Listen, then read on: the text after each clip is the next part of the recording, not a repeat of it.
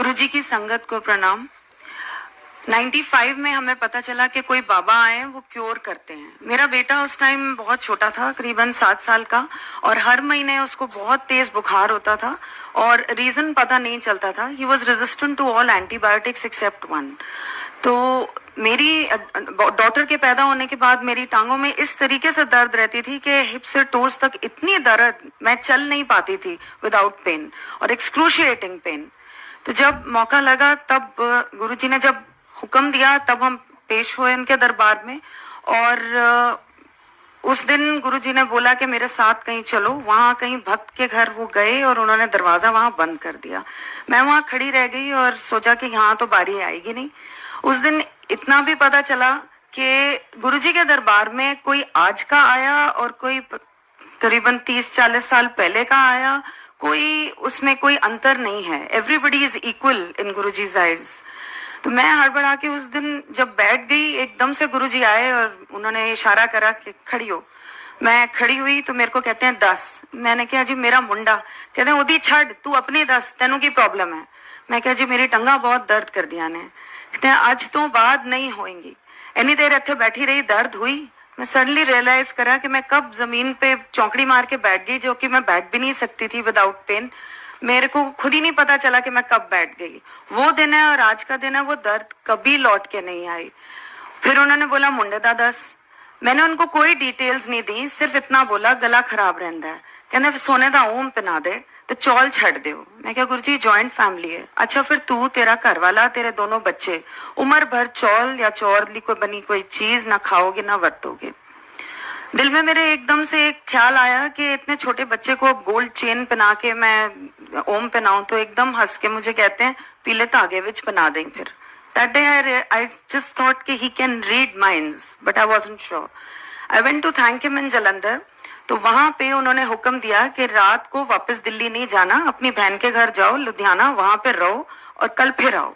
मैंने एक चाय प्रसाद सर्व कर रहे थे, उनको पूछा कि दरबार किस समय खुलता है। उन्होंने बोला दरबार तो 10 बजे खोल देते हैं सुबह, गुरुजी अपनी सीट पे 11 बजे आते हैं। अगले दिन हम 11 बजे पहुंचे, वहां कोई नहीं था मंदिर में। गुरुजी पूरे अपने चोले में सिंहासन पे बैठे हुए। मैं अंदर आई तो मुझे कहते हैं aunty you are late, what were you doing all this while. 2 आलू दे wait I will tell you. 2 आलू दे परौंठे खादे, 1 कटोरी दही दे नाल, ਅੱਧਾ ਗਲਾਸ ਪਾਣੀ ਪੀਤਾ, ਟੇਬਲ ਤੇ ਰੱਖਿਆ, ਟਾਇਲਟ ਗਈ। ਉਸ ਤੋਂ ਬਾਅਦ ਭੈਣ ਦੇ ਪਿੱਛੇ ਵਾਲੇ ਕਮਰੇ ਵਿੱਚ ਤੇਰਾ ਕਾਲਾ ਸੂਟਕੇਸ ਪਿਆ ਸੀ, ਤੂੰ ਕੁੜੀ ਦੀ ਡਰੈਸ ਚੇਂਜ ਕੀਤੀ, ਤੈਨੂੰ ਪਸੰਦ ਨਹੀਂ ਆਈ ਸੀ ਆਪਣੀ ਕੁੜੀ ਦੀ ਡਰੈਸ। ਫਿਰ ਤੂੰ ਸਾਰੇ ਕਮਰਿਆਂ ਵਿੱਚ ਜਾ ਕੇ ਸਭ ਨੂੰ ਕਲੈਕਟ ਕੀਤਾ, ਟੇਬਲ ਤੇ ਜੋ ਅੱਧਾ ਗਲਾਸ ਛੱਡਿਆ ਸੀ ਉਹ ਪਾਣੀ ਪੀਤਾ, ਫਿਰ ਟਾਇਲਟ ਗਈ। ਉਸ ਤੋਂ ਬਾਅਦ ਗੱਡੀ ਵਿੱਚ ਬਹਿ ਕੇ ਪੂਰਾ 1 ਘੰਟਾ ਲੇਟ ਆ ਰਹੀ ਹੈ, ਗੁਰੂਆਂ ਨੂੰ ਵੇਟ ਨਹੀਂ ਕਰਾਈਦਾ। आई वॉज सो डमस्ट्रक कि एक सीक्वेंस मैं शायद कभी आगे पीछे कर जाऊं, लेकिन गुरुजी ने उस दिन सीक्वेंस बिल्कुल ठीक दिया। हमें लंगर सर्व किया और उस टाइम महत्व नहीं पता था लंगर का। इतनी सारी रोटियां थी, so I was very very thin that time. I used to have 1 roti. I picked up all the rotis and I said excuse me but I have only 1।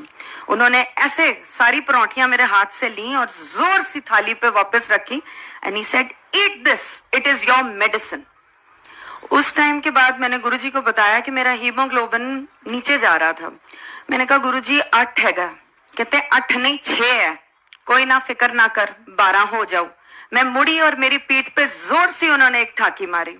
1 महीने बाद मैंने चेक कराया, इट वाज 11.6।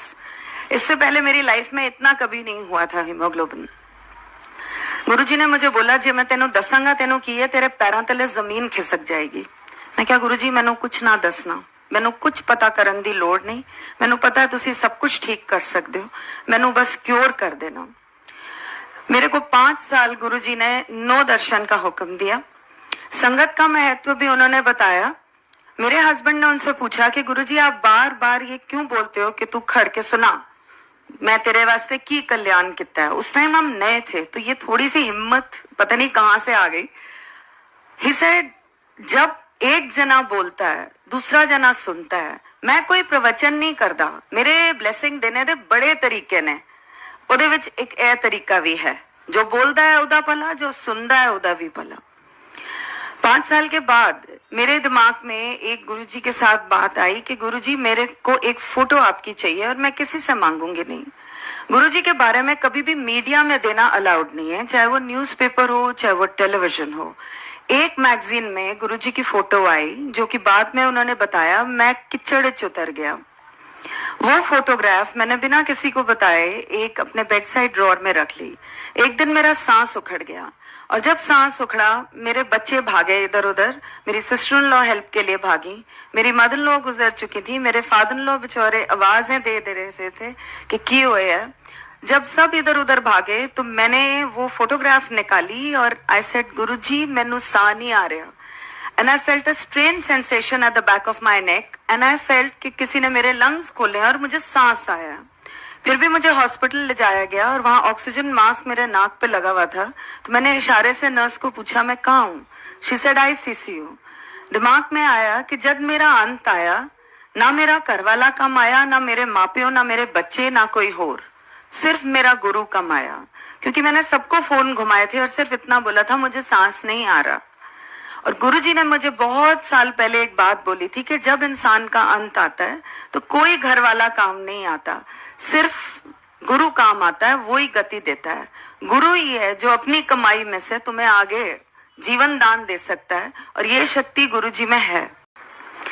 उसके बाद जब मैं वापस आई संगत में तो मैं लाइन में खड़ी थी और गुरुजी सबको प्रसाद बांट रहे थे। जब मेरी बारी आई, 5 साल मेरा कोई कांटेक्ट नहीं था उनसे।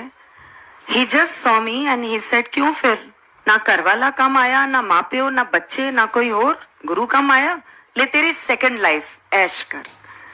Going back to many years back, मैं जमीन पे ऐसे ही बैठी थी तो गुरुजी ने मेरे को बोला तेनू मना किता सी कि स्कूल विच तू जॉब लेती है, तेनू मना किता सी पढ़ाना नहीं है, तू अपना स्कूल खोलेंगी। तो मैं उस टाइम सोच रही कि मेरी छोटी सी बेटी और इसकी एडमिशन मैंने उस स्कूल में करानी है। अब तो गई एडमिशन क्योंकि आई कैन नॉट लीव, मेरी बेटी को एडमिशन कौन देगा। तो एकदम से मेरे पास से गुजरे, मेरे को कहते हैं अच्छा चल 1 साल पढ़ा ली फिर छड़ दें। Again he red my mind. और गुरुजी ने स्कूल का नाम फिर मेरे को 2007 में ब्लेस करके दिया था, गुरुजी महाराज पब्लिक स्कूल। वो मेरा फ्यूचर है लेकिन गुरुजी ने मेरी झोली में डाला। सो अब मेरे दिमाग में वो इफ एंड बट नहीं है जो पहले जरूर उठते थे। मेरी मदर डायबिटिक थी और मैंने गुरुजी को एक दिन बताया कि वो जलंधर नहीं आती।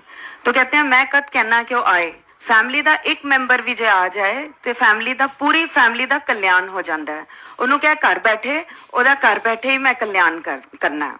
मेरी मदर बहुत साल बिल्कुल हेल एंड हार्टी रही, ना उनको कोई तकलीफ हुई।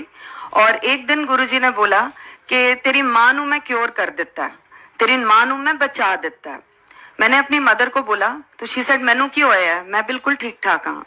उनको फिर भी हम लेकर आए, उन्होंने अपना लंगर खाया। अगले 1 हफ्ते में उनको एक रिपोर्ट आई suspected tuberculosis of the small intestine and rectum colon cancer.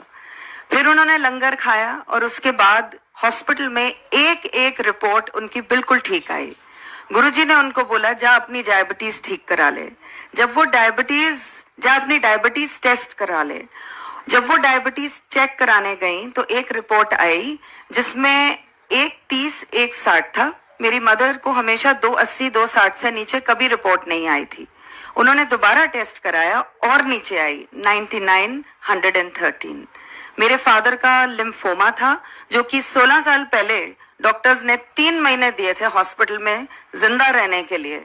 और मेरे फादर के लिए हम गुरुजी के पास गए कि उनको बोलेंगे, लेकिन हम बिना बोले वापस आ गए। 1 हफ्ते बाद गुरुजी ने ऐसे ही कहीं संगत में हमें लेके गए और वहां मुझे बताया कि तेरे प्यो का कैंसर मैं ठीक कर देता है। हमने तो मुंह से शब्द निकाला भी नहीं था। रिपोर्टें नेगेटिव आनी शुरू हो गई और उसके बाद मेरे फादर की मेमोरी लॉस हो गई। उसके लिए गुरुजी ने चने प्रवाह बताए जो कि किए गए और मेरे फादर आज तक हेल एंड हार्टी हैं, बिल्कुल ठीक हैं। कोई उनको कीमोथेरेपी की जरूरत नहीं है क्योंकि कहीं कैंसर आता ही नहीं, रिपोर्टों में कोई बीमारी आती ही नहीं। ये सब गुरुजी का ही दिया हुआ है। We are very thankful to him.